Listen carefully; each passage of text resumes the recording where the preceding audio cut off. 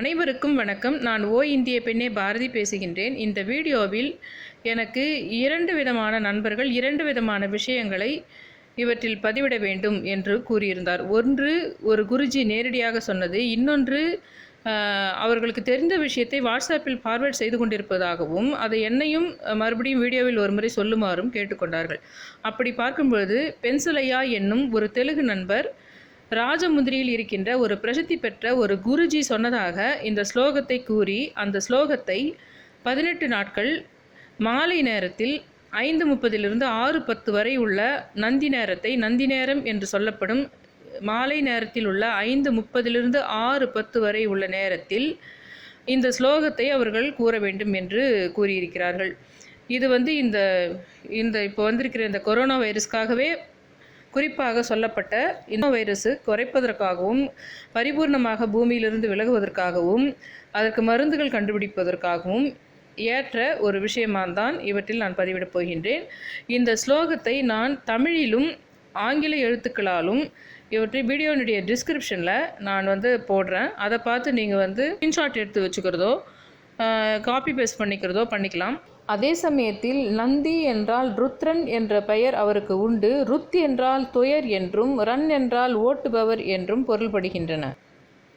அதாவது ஓம் ஹ்ரீம் தும் தும்வத்யை ஸ்ரீகிரகம் கரோனா வியாதி மூலம்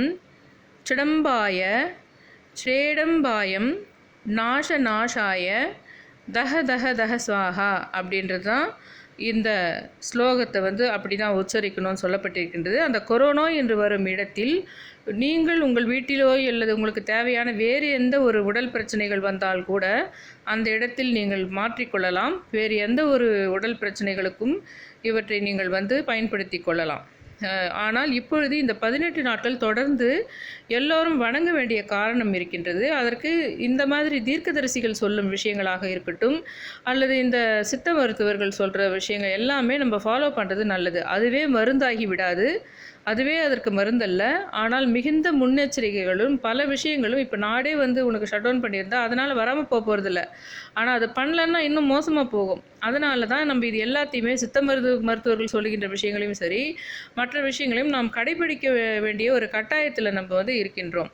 இந்த விஷயமும் சரி. இன்னொரு நண்பர் ஒருவர் கூறியிருந்தார், அவருக்கு வாட்ஸ்அப்லேயும் இதை பரப்பிக்கிட்டு வராங்க. உங்களுக்கும் இது வாட்ஸ்அப் மூலமாக இந்த விஷயம் வந்திருக்கலாம். ஆனால் என்னுடைய நண்பர் ஒருவர் இவற்றை நாங்கள் வாட்ஸ்அப்லேயும் பரப்புகிறோம், நீங்களும் இதை கொஞ்சம் சொல்லுங்கள் அப்படின்னு கேட்டுக்கிட்டாங்க.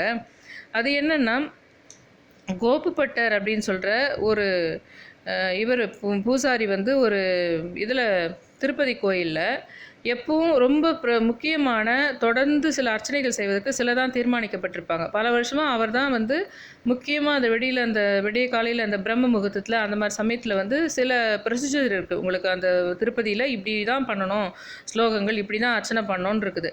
அதில் ஃபஸ்ட்டு என்ன பண்ணுவாங்கன்னா அஷ்டபத்ம கலா அப்படின்னு சொல்கிற ஒரு அர்ச்சனையை என்ன பண்ணுவாங்கன்னா தங்கத்தாலேயே உங்களுக்கு அதை அர்ச்சனையை பண்ணுவாங்க. சின்னதாக ஒரு தங்க மலர்கள் இருக்கலாம், இல்லைன்னா நம்ம எப்படி கோயிலில் உனக்கு சொர்ணாபிஷேகம் சொன்னால் உங்களுக்கு மேலே கோல்டையே வச்சுட்டு உங்களுக்கு தண்ணி ஊற்றுறது அந்த மாதிரி பண்ணுவாங்க. அதே மாதிரி இவங்க வேறு ஏதோ ஒரு ரூபத்தில் அதை தங்கத்தட்டில் வைத்து கொண்டோ அல்லது வேறு ஏதோ ஒரு ரூபத்தில் அந்த தங்கத்தால் அந்த அஷ்டபத்ம கலா என்ற ஒரு அர்ச்சனையை செய்கிறார்கள்.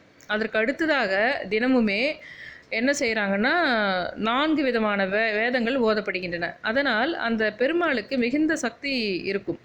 அவர் என்ன செய்கிறார் என்றால், அந்த முக்கியமான பூஜை செய்பவர்களுக்கு, தொடர்ந்து வேதங்கள் ஓதுபவர்களுக்கு சூட்சும ரூபத்தில் சில விஷயங்களை அவர் உணர்த்துவார். அந்த கடவுள் சில நேரங்களில் அந்த மாதிரி நிறைய அவங்கக்கிட்ட உணர்த்தப்பட்டு அது அவர்களுக்கு புரிந்திருப்பதால் இப்பொழுது இந்த விஷயத்திற்காக என்ன செய்திருக்கிறார்கள்னா, அந்த 4 வேதங்களெல்லாம் ஓதி முடித்த பின்னாடி 108 முறை அவர்கள் போற்றி சொல்லி துளசி இலையை பெருமாளுக்கு அர்ச்சிக்க வேண்டியது அவர்கள் தினமும் செய்ய வேண்டிய ஒன்று. இந்த கோபுப்பட்டர் அந்த மாதிரி உங்களுக்கு 108 போற்றி சொல்லி அந்த துளசி இலையை ஒவ்வொன்றாக பெருமாளின் பாதத்தில் அர்ச்சித்து வரும்பொழுது அவர் அப்படியே மனதில் வேண்டிக் கொள்கிறார். இப்பொழுது உலகமெங்கும் ஏதோ ஒரு வைரஸ் வந்திருக்கிறது என்று கூறியிருக்கிறார்கள், அவற்றுக்கு ஏதாவது செய்யுங்கள் பெருமாளே, மக்கள் எல்லாம் அவதிப்பட்டு கொண்டிருக்கின்றார்கள் என்று வேண்டிக் கொண்டு ஒவ்வொரு துளசியாய் போட்டுக்கொண்டு வந்திருக்கின்றார்.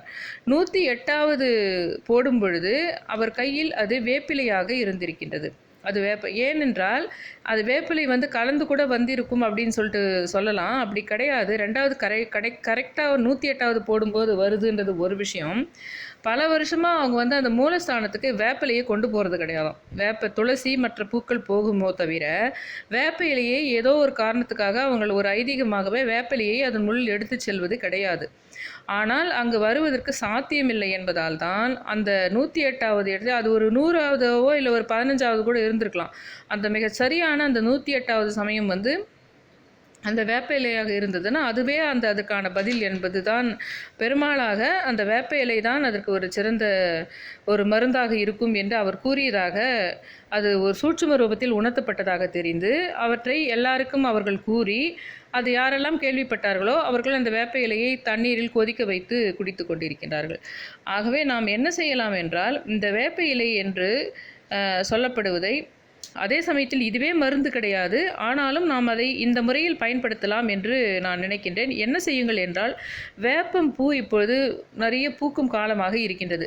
வேப்ப இலையோடு கொஞ்சம் அந்த பூவையும் உருகிட்டு வந்துட்டிங்கன்னா வேப்ப இலை பறிக்க போகும்பொழுது அதை நல்ல நீரில் வந்து கொஞ்சம் அலசி எடுத்துட்டு அது கூட மஞ்சளையும் மிளகையும் போட்டு ஒரே ஒரு கொதி, ரொம்ப கொதிக்கக்கூடாது, ஒரே ஒரு பபுள் கொதி வர வரைக்கும் வச்சுட்டு அதை அப்படியே மூடி வச்சுடுங்க.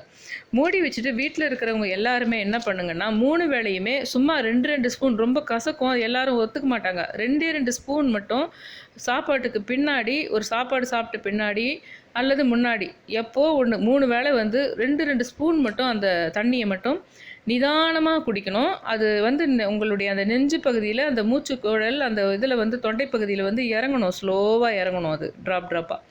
அப்புறம் வந்து உடனே ஒரு 15 மினிட்ஸுக்கு தண்ணியோ சாப்பாடோ சாப்பிடாம அந்த தொண்டை பகுதியிலேயே அது அப்படி இருக்கணும், கொஞ்சம் அது படர்ந்து இருக்கணும். அது அந்த மாதிரி செஞ்சுக்கிட்டு வந்தால் அது மிகுந்த ஒரு நோய் எதிர்ப்பு, இது இல்லைன்னா கூட உங்களுக்கு மற்ற விஷயங்களுக்கு கூட அது ஒரு நல்ல நோய் எதிர்ப்பு சக்தியாக இருக்கும் என்று கூறிக்கொள்கிறேன். இதுவும் 2வதாக அவர் சொன்னது. அதை நீங்கள் இந்த முறையில் செய்யுங்கள் அந்த வேப்பிலை விஷயத்தை என்று கூறுகின்றேன். மற்றும் மிக முக்கியமான விஷயமாக நான் ஏன் இவற்றை வந்து இந்த 2 பேர் சொன்னதோடு மட்டும் இவற்றை நான் முடித்துக் கொள்கிறேன் என்றால், ஒரு தீய சக்திக்கும் ஒரு பெரிய நல்ல சக்திக்கும் இடையே பல யுகங்கள் நடக்கும் பொழுது அந்த யுகங்களில் ஒரு யுகத்தில் இதே மாதிரி ஒரு சண்டை நடக்கின்றன. அந்த சண்டை நடக்கும் பொழுது என்னவெல்லாம் நடக்கின்றன நாட்டில் என்பதை பற்றி நாம் அடுத்த வீடியோவில் நாம் பார்க்கலாம். சப்ஸ்கிரைப் பண்ணுங்கள், ஷேர் பண்ணுங்கள், லைக் பண்ணுங்கள், கமெண்ட் பண்ணுங்கள். ரெட் கலரில் சப்ஸ்கிரைப் பட்டன் இருந்தால் மட்டும் நீங்கள் சப்ஸ்கிரைப் பண்ணுங்கள். கிரே கலரில் சப்ஸ்கிரைப் பட்டன் இருந்தால் பண்ண வேணாம். ஏற்கனவே நீங்கள் அதை சப்ஸ்கிரைப் பண்ணிட்டீங்க அப்படின்ற மீனிங் தான் அந்த பட்டன். தேங்க்யூ.